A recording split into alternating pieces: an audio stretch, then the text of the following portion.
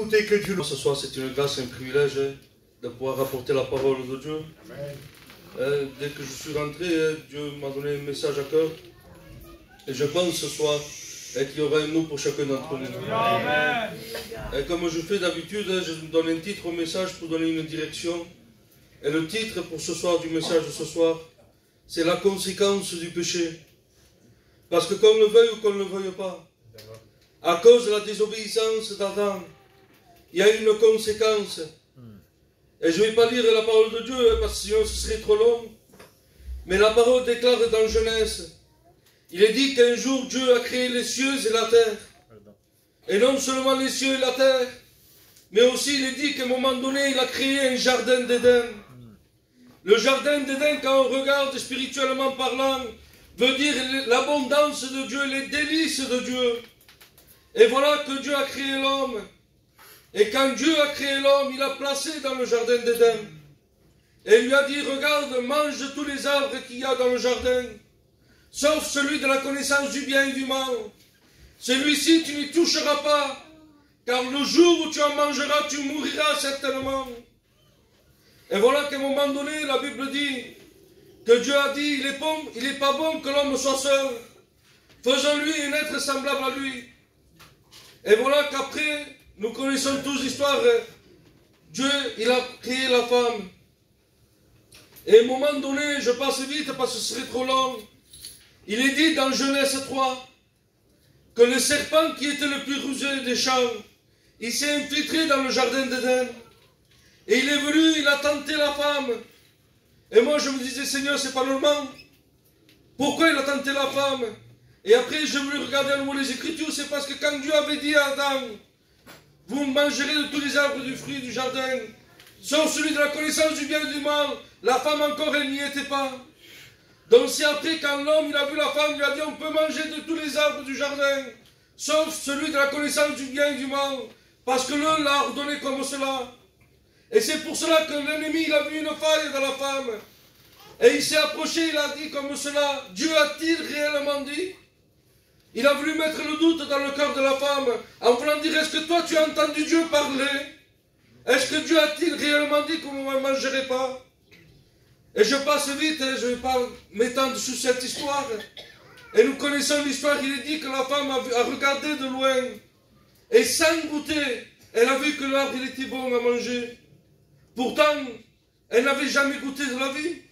Mais tellement l'ennemi, il a tellement bien parlé, tellement il a tellement embobiné, qu'elle a vu que l'arbre il était beau et bon à manger.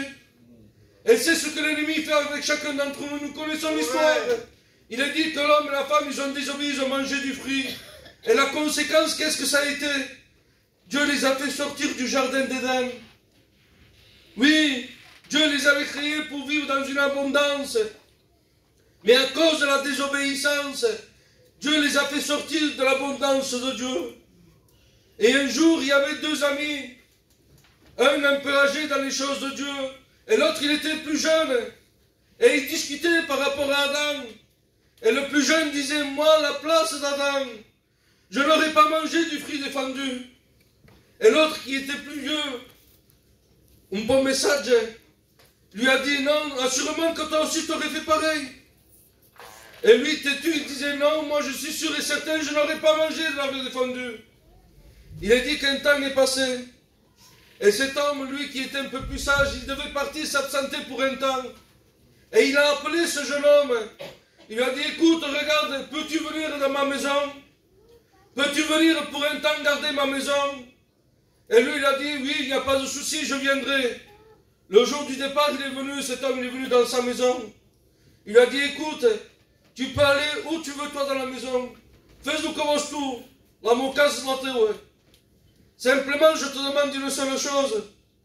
Tu as vu au salon, là-bas au coin, sur la table basse qu'il y a une petite boîte. Je te demande simplement une seule chose. Ne touche pas à cette boîte jusqu'à mon retour. Et lui, il a dit, tu as confiance en moi. Tu sais que je n'y toucherai pas. Tu peux avoir confiance, pars en paix. Le témoignage nous dit, une semaine s'est passée. Et voilà que cet homme commençait à regarder la boîte de loin. Et dans son cœur, il avait un désir. Il voulait savoir ce qu'il y avait dans la boîte. Et il s'est dit non, j'ai promis que j'y toucherai pas, j'y toucherai pas. 15 jours ont passé. Il a commencé à s'approcher de cette table basse. Et il regardait, il contemplait la boîte. Et un désir, il y avait dans son cœur de savoir ce qu'il y avait dedans. On ne savait pas où il vivait. Mais il me sortait. Il s'est dit non, non, t'occupe pas, Joël.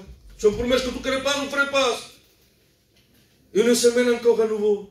Vous savez ce qu'il a fait? Il a pris la boîte, il a ouvert la boîte. Et dans la boîte, à sa surprise, il y avait un mot de son ami qui lui avait marqué. Vous savez ce qui s'était marqué dedans? Ne t'ai-je pas dit que toi aussi tu ferais pareil qu'Adam? Eh oui, parce que la conséquence du péché nous domine si facilement. Je l'ai marqué, regardez ce que j'ai marqué. Le péché sur l'homme le domine. Quand le péché nous domine, on ne fait pas ce que nous on veut. Et je regardais, je réfléchissais un peu quand j'étais auparavant dans le monde. Eh bien, je demande pardon s'il y a du deuil. Ça m'arrivait de sortir, de me droguer, de boire comme tout jeune. Je me disais le lendemain, je ne sortirai pas, je suis fatigué, je reste chez moi. Il y avait une autre équipe qui m'appelait. Même que j'étais fatigué, mais c'était plus fort que moi. Je devais partir à nouveau avec l'autre équipe pour sortir. Parce que le péché nous domine. On ne fait pas ce que nous on veut. Et à tel point qu'à un moment donné, le péché nous aveugle spirituellement. Il nous fait pas voir notre besoin. Il nous fait croire que tout va bien. Oui, à tel point qu'après, à un moment donné, il nous rabaisse, il nous égare. Et il nous dégrade spirituellement. Regardez à un moment donné ce que j'ai marqué. C'est pour cela que le péché, à un moment donné, devient un joug pesant. On veut s'en sortir, mais on n'y arrive pas. C'est un poison mortel dans lequel il n'y a point de remède. Comme l'angoisse et la dépression. Quand on a des angoisses de la dépression, on va automatiquement au docteur et nous prescrit des médicaments en pensant que ça va aller mieux. Mais en réalité, la semaine d'après, il faut augmenter les doses parce que ça va de pire en pire. J'ai marqué à nouveau que le péché, c'est comme des sables mouvants. Une fois qu'on rentre dedans, une fois qu'on dit « Bouchouti de qui ?» on essaye de s'en défaire, mais au lieu de s'en défaire, on s'enfonce. Oui, c'est la conséquence du péché. Regardez, personne sur terre ni au ciel n'avait la solution contre le péché. À un moment donné, regardez Dieu même ce qu'il a dû faire. Il a lancé un cri d'appel dans le ciel. Et il a dit, qui enverrai-je? Qui marchera pour nous? Qui fera notre volonté? Et il est dit que dans le ciel de gloire, là où les anges de Dieu, 24 heures sur 24, 7 jours sur 7, ils disent Saint, Saint, Saint est l'Éternel des armées. Quand Dieu a lancé cet appel, il y avait un grand silence. Plus dans le ciel, il y avait plus d'un seul bruit. Mais moi je dis gloire à Dieu, parce qu'au milieu de ce silence, une voix s'est élevée. C'est celle de Jésus de Nazareth. Et vous savez ce qu'il a dit? Il a dit, Père, envoie-moi pour faire ta volonté. Que Dieu soit béni. Oui, Dieu a la solution contre le péché. C'est le sang de Jésus. Amen. La Bible dira que par un seul homme, le péché et la mort sont rentrés. Mais aussi par un seul homme, la grâce et la vie sont venues. C'est-à-dire en Jésus-Christ. C'est pour cela que la Bible dira, c'est un texte très connu, Jean 3,16. Car Dieu a tant aimé le monde qu'il a donné son Fils unique sur la croix, afin que quiconque croit en lui ne périsse point, mais qu'il ait la vie éternelle. Je ne sais pas de quelle manière tu es rentré ce soir. Peut-être tu es rentré dans les ténèbres, dans ton péché, mais ce soir il y a une solution pour toi. Oui, peut-être tu cherches ta solution dans les cachets, dans la médecine, mais ta solution ce soir, elle s'appelle Jésus. Viens à Jésus ce soir. Amen. Si on voudrait acheter une seule goutte du sang de Jésus, il n'y aurait pas assez d'or ni d'argent pour pouvoir payer une seule goutte. Mais ce soir, le sang de Jésus t'est donné gratuitement. Oui, mon ami, mon frère, ma soeur, tu as une solution ce soir, elle s'appelle Jésus. Amen. À une seule condition ce soir. Reconnais ton état de péché. Amen. Viens à la croix de Golgotha, demande pardon de tes péchés. Oui, Jésus veut te pardonner. Mais à toi de faire le premier pas ce soir. Amen. Viens tel que tu es devant Jésus. Ah, l'ennemi, lui, ne veut pas que tu t'approches. Parce qu'il sait que ta solution, il s'appelle Jésus. Il te dit que Jésus ne t'accepte pas, toi. Ah. Lui, il ne veut pas que tu t'approches de Jésus.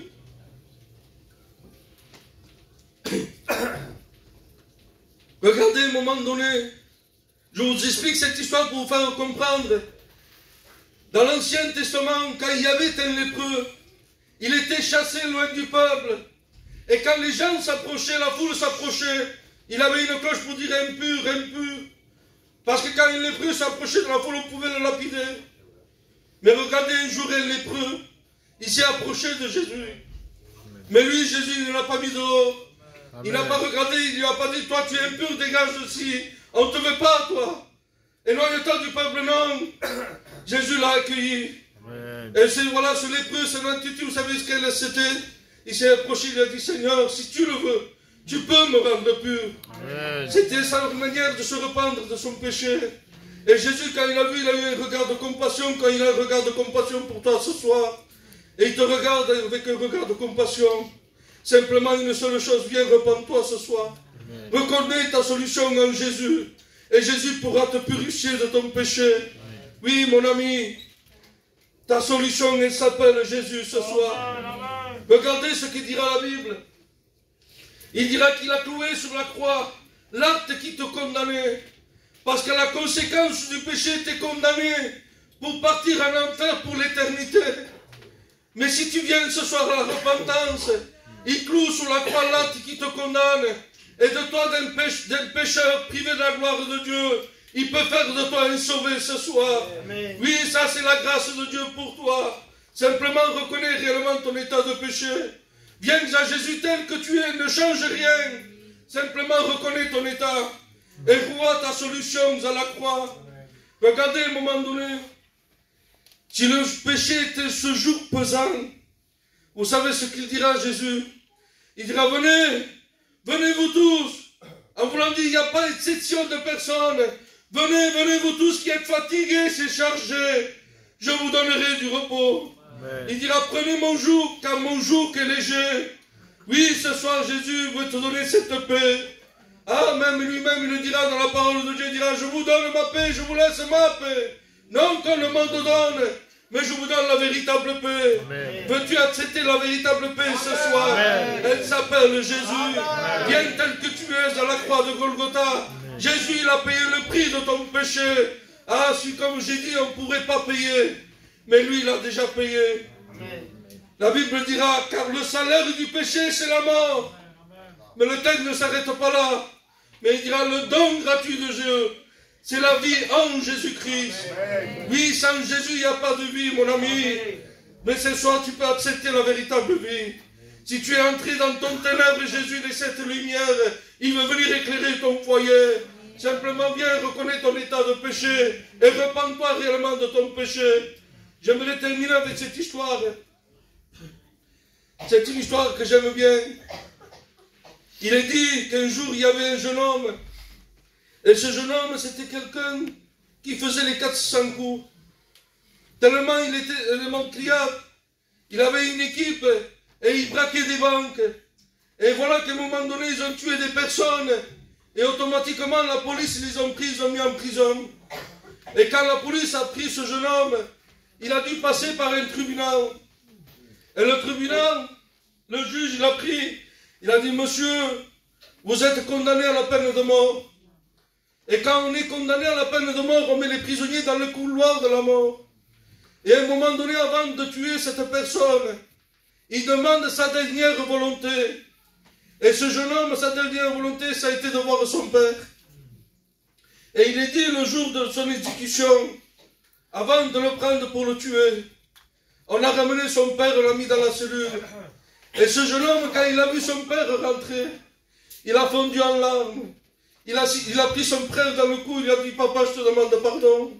Pardon pour tout le mal que j'ai fait. Pardon parce que je n'ai pas été ce fils exemplaire pour toi. Pardon si je n'ai pas été un fils comme toi tu aurais voulu que je sois. Et tellement il pleurait, il a dit que ce jeune homme il est resté endormi. Et le père devant son fils, il a pris, il l'a allongé sur le lit. À un moment donné, ce jeune homme il s'est réveillé dans sa cellule. Et il n'a plus vu son père. Et quand il n'a plus vu son père, il a crié au garde, il a dit, gardien, où est-il mon père? Faites-le venir, je n'ai pas fini de parler avec lui. Et il dira, le gardien, quand il a entendu cela, il a regardé la cellule, il est parti en courant. Oui, ils avaient tué son père à la place du jeune homme. tellement ça avait fait polémique. Ce jeune homme a dû repasser par un tribunal. Et quand le juge il a pris son dossier, il l'a fermé, il a regardé, il a dit, jeune homme, vous êtes libre, parce que quelqu'un d'autre a payé à votre place. Oui, mon ami, c'est ce que Jésus a fait pour nous sur la croix. Amen. Et nous étions tous condamnés à la peine de mort. Amen. Nous étions tous condamnés pour l'éternité. Mais parce que lui, il est mort sur la croix, il a payé le prix de nos péchés. Amen. Et il nous a donné ce libre accès d'entrer dans sa présence. Ce soir, si tu reconnais réellement ton état de péché, viens à la croix. Je ne connais pas ta solution. Je ne connais pas ton problème, pardon. Mais je connais une solution pour toi. Elle s'appelle Jésus de Nazareth. Je vais laisser la place aux serviteurs de Dieu. Amen. On va s'incliner tous ensemble. Amen. Tu as écouté la parole de Dieu. Tu as vu l'importance du péché.